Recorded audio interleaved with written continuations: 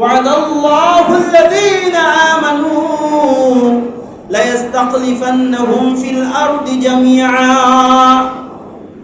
মালিক ওয়াদা দিতেছেন যে যারা আমলে সলেহ করবে, পৃথিবীতে যারা নেক কাজ করবে এবং জিন্দেগি আল্লাহ এবং আল্লাহ রসুলের তরিকা অনুযায়ী চালাবে, তাদেরকে এই দুনিয়ার শাসন ক্ষমতা আমি তাদেরকে দেব।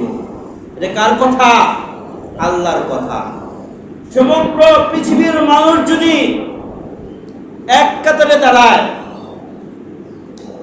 আর আল্লাহ তাআলা রহমান রহিম যে বলছে সে অনুপাতে যদি মুষ্টিময় কয়জন সংখ্যাগরিষ্ঠ মুসলমান যদি আল্লাহর হুকুম নবীর তরিকায় যদি এক কাতারে দাঁড়ায়, বিজয় কাদের হবে? ওই সমস্ত মুসলমানের বিজয় হবে।